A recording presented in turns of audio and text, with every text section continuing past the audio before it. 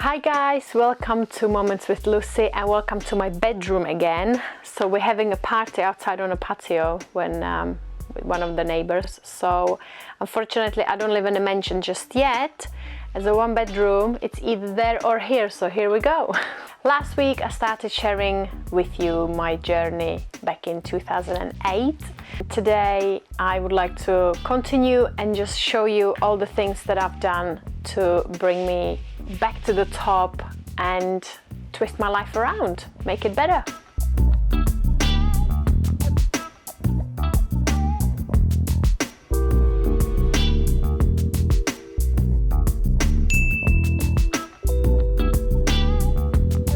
So as I mentioned last week, here we are, new city, no friends, no job, no money, living the life, I tell you.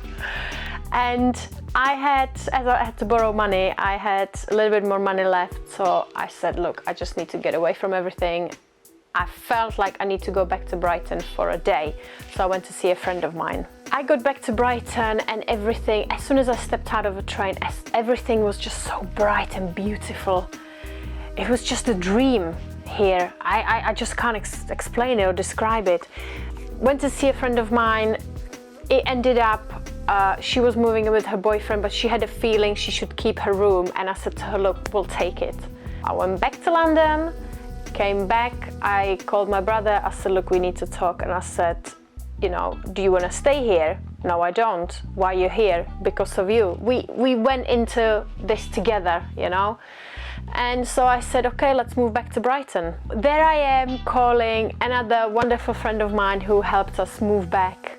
We ended up renting a room with all our belongings just shoved into one corner. From having nothing, I found 3 jobs, did some qualification that would help me get a job. I just went out there and I said, I will do anything. So I was working in a care home, I was working as a security during the night, and I was doing some flyers for a pizza place, a couple of hours every day in the afternoon sometime. And I tell you what, it was so difficult because I remember working in a care home. I had 20-minute break and I remember going upstairs, laying down and falling asleep for those 20 minutes. I was knackered, I was so tired. But it was worth it because in 2 months we made enough money to pay my friend back, to get a deposit, to move out of the room and to move into a beautiful flat in the center of Brighton. It was a lot of pressure, but as soon as we came back to Brighton, we said, look, we're gonna give ourselves 2 months and we're gonna find a flat. And we just knew that was the deadline we gave to ourselves, and we said we're gonna do whatever it takes, anything, just to get money, not anything, but you know, work, I mean, anything for work, and to get money and just to get back on our feet, really. Then we moved, we settled in, we bought ourselves a car, and our life in a year, it was so different. And I know why in a year, because I can compare 2 Christmases. Christmas that we spent in London, that we had literally nothing. We bought ourselves a bread as a present for under the tree. And the following year, we had all these presents, like incredible presents, not to show off, but just to, like, come on, you know, like we haven't had money for so long. We just said, look, I want to buy something, so we bought really nice things. And when I compare these two, it's difference of 365 days, and we've just accomplished so much. But it was all because we literally touched the ground, we literally touched the lowest point, and we had to change our mindset, and we didn't have time for it. We had to change it right now, this minute. Just figure out a way out of it and be consistent and just pushing and pushing and pushing. What it was initially was that I listened to my gut feeling. I've never done that before.